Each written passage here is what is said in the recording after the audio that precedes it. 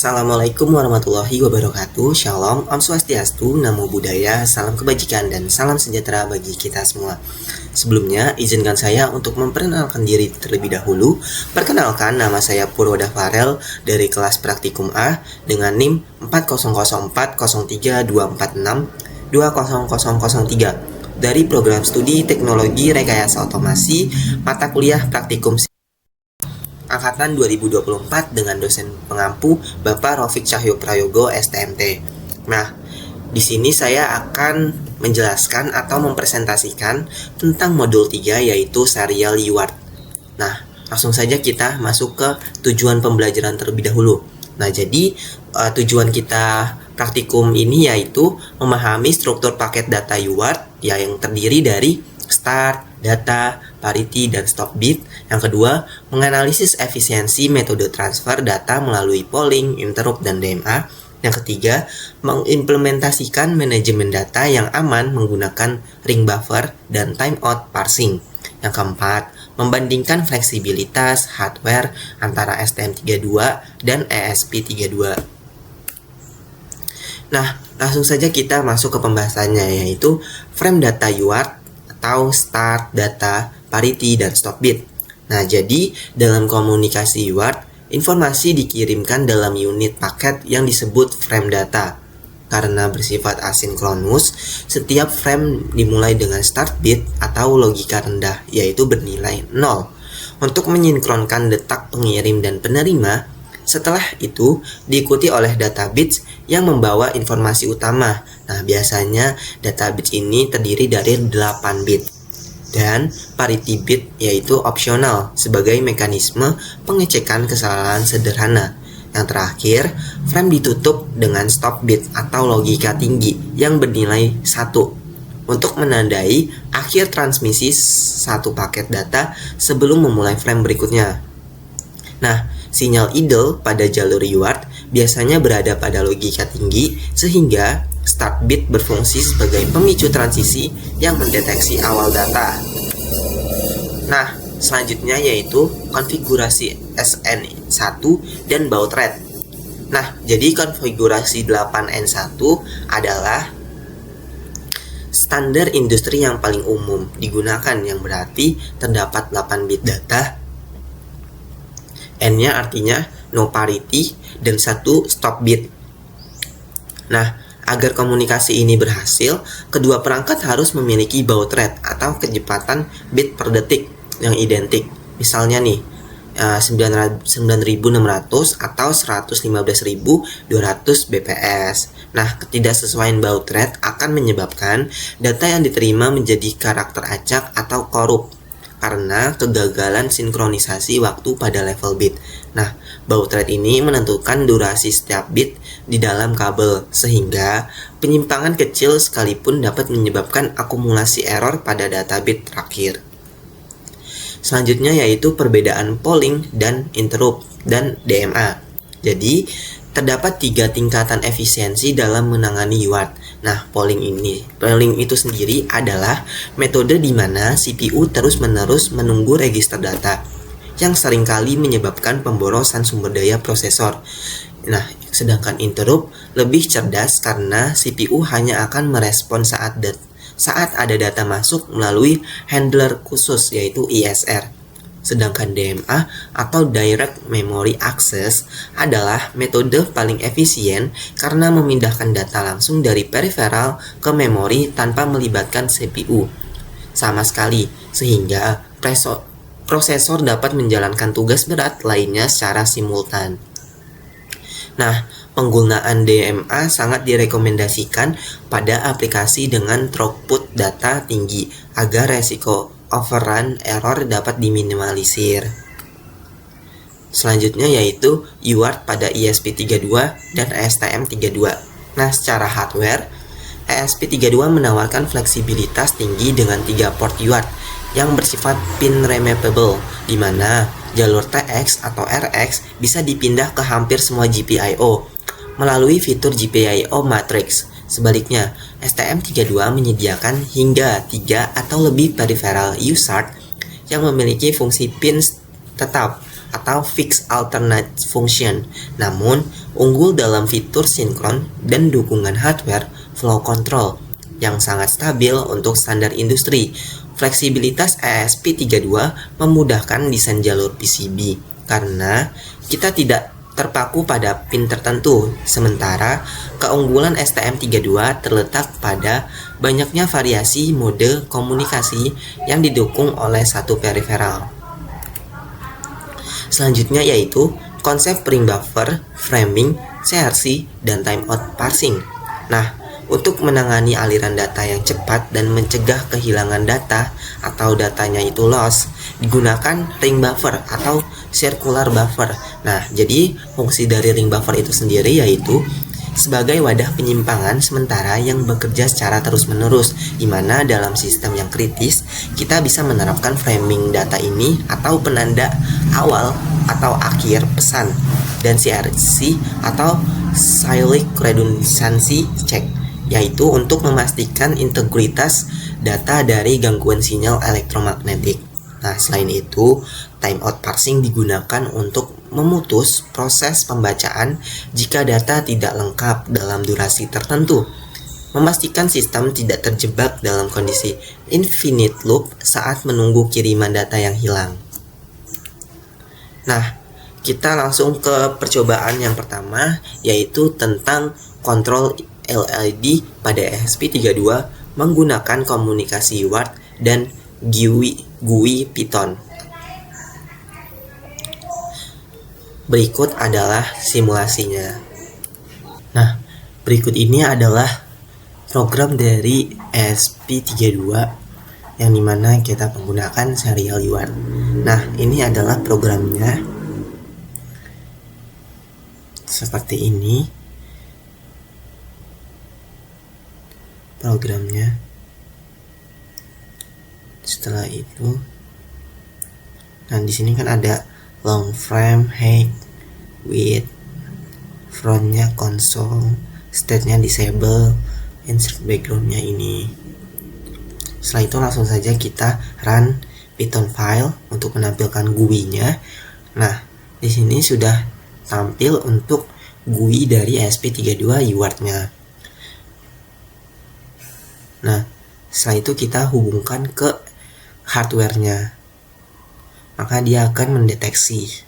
Nah, kalau mendeteksi itu dia ada status tombolnya tuh kelihatan, yang dimana kita menggunakan pin 18 untuk LED pertama dan pin 5 untuk LED kedua.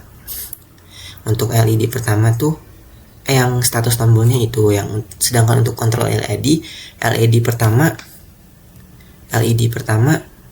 pin 23 dan LED kedua yaitu pin 22. Nah, mungkin itu saja. Nah, jadi ini tuh konfigurasinya untuk LED 1 tuh untuk TX dan LED 2 itu untuk RX-nya. Gitu. Nah, di sini terdapat program dari ESP32 pada percobaan pertama. Nah, ini programnya. Setelah itu pas di kita run, maka dia akan muncul aplikasi GUI dari Python. Nah, maka jika kita pencet LED pertama on, maka di tampilan GUI akan on. Jika di LED kedua on, maka ini off. Kita coba LED 2 off, nah dia lampunya akan off juga. Jadi itu tujuannya. Nah, kalau misalkan all on, dia juga LED 1 dan LED 2 on dua-duanya. LED 1. Nah, push button yang tadi ini, push button tuh untuk men-switch SW1 jika tombol LED 1 ditekan. Nah, sedangkan kita mencet push button yang kedua, maka push button yang kedua dipencet dua sekali, maka dia akan muncul switch push SW2 atau pin A1 jika ditekan gitu. Nah, jadi tuh kita tujuan dari praktikum ESP32 menggunakan kontrol LED menggunakan codingan Python ini tuh jadi itu serial UART. Jadi komunikasinya menggunakan serial UART yang dimana kita menampilkan LED 1 dan LED 2 menggunakan kontrol dari GUI tersebut. Jadi jika GUI-nya ditekan on, maka LED-nya juga on otomatis. LED jika ditekan off, maka LED-nya juga off gitu. Nah, untuk percobaan kedua yaitu kontrol LED pada STM32 menggunakan komunikasi UART dan GUI Python. Berikut adalah hasil praktikumnya. Pada percobaan yang kedua, kita menggunakan STM32 melalui serial UART. Nah, ini merupakan program dari STM32-nya. Seperti ini programnya, terdapat LED, switch, atau push button, terus menggunakan RX dan TX juga konfigurasi pinnya. Nah, setelah kita run, maka akan muncul aplikasi GUI-nya. Nah, jika ditekan on, tombol on di aplikasi GUI di codingan Python, maka dia akan tertera log serialnya LED 1 on dan LED 2 on. Nah, untuk BTN satunya itu atau push button satunya itu kan belum dipencet, jadi mati atau 0, dan push button 2-nya 0 juga, itu artinya mati, belum hidup. Nah, kita tuh menggunakan port COM6 dan baud rate-nya sebesar 115.200. Ini menyesuaikan codingan dari STM32-nya tersebut gitu. Nah, kalau kita off juga dia akan secara real time membaca hasil dari serial komunikasinya gitu. Statusnya kan tuh, jika ditekan off, nah kalau misalkan push buttonnya ditekan, maka buttonnya akan tertulis 1, button 2-nya juga tertulis 1, yang dimana artinya itu hidup atau push buttonnya ditekan gitu.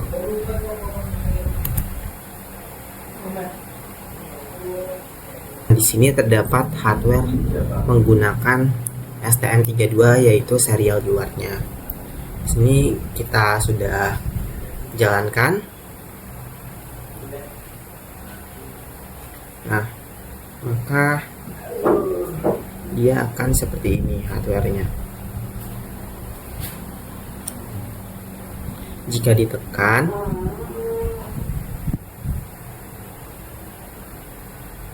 bentar kita run dulu Python filenya. Nah, muncul GUI-nya tersebut. Nah, kita tekan tombol LED 1 on di GUI-nya. Nah, maka dia akan muncul di sininya. Tuh. Nah, untuk LED-nya kita menggunakan LED 1-nya pin ke-23 dan LED 2-nya pin 22. Sedangkan untuk push button-nya nyambung ke pin 18 dan push button yang kedua pin 5.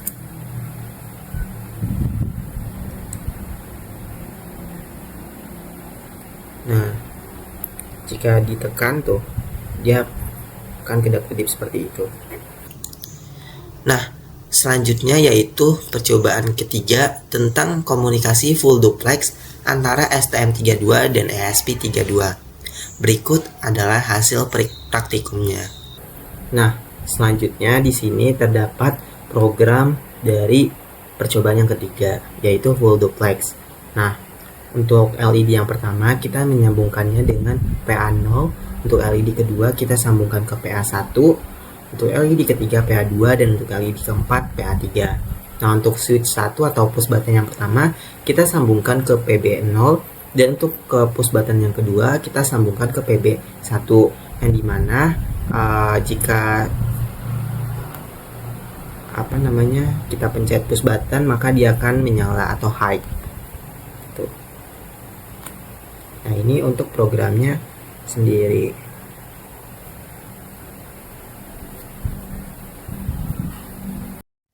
Nah, di sini merupakan program dari full duplex, dan ini merupakan rangkaian full duplexnya. Nah, kita menggunakan STM32F103 dihubungkan dengan ESP32. Nah, lalu kita dihubungkan ke komputer yang sudah ada programnya. Nah, tujuannya itu untuk menyalakan indikator LED 1 sampai 4 gitu. Nah, di sini programnya kita compile atau di run programnya. Nah, kalau misalkan tandanya compile itu kita lihat apakah dia sudah kelap-kelip lampu dari Arduino STM32-nya atau belum. Nah, kalau sudah kelap-kelip itu berarti sudah terhubung. Nah, langsung saja kita jalankan dan maka muncul aplikasi GUI atau codingan Python-nya. Nah, di sini saya menggunakan port dari COM9 dari Arduino-nya, dan kita lihat dulu di device manager apakah dia sudah sesuai COM-nya atau belum. Nah, di sini kita sudah sesuai dengan COM port 9-nya. Nah, lalu kita coba ya. Nah, kita coba menyalakan LED 1, maka dia akan menyala tuh. Misalkan di LED 2 on, maka LED 2-nya on. LED 3-nya on, maka di hardware-nya on, LED 4-nya nyala, dan LED 4-nya menyala. Lalu indikatornya nyala. Nah, kalau kita off-kan, maka dia akan mati. Nah, jika push button ditekan, maka switch 1 atau push buttonnya itu kedap-kedip, maka dia ada indikator release atau itu. Nah, itu saja mungkin dari percobaan yang full duplex. Nah, lanjut ke kesimpulan. Jadi, kesimpulan dari praktikum ini adalah bahwa komunikasi UART merupakan protokol asinkron yang sangat mengandalkan sinkronisasi baud rate dan struktur frame data atau 8N1, di mana ketidaksesuaian durasi bit sekecil apapun dapat mengakibatkan korupsi data. Penggunaan metode DMA terbukti paling efisien untuk meminimalkan beban kerja CPU dibandingkan polling atau interrupt, terutama saat menangani aliran data cepat yang dibantu oleh mekanisme ring buffer dan timeout parsing.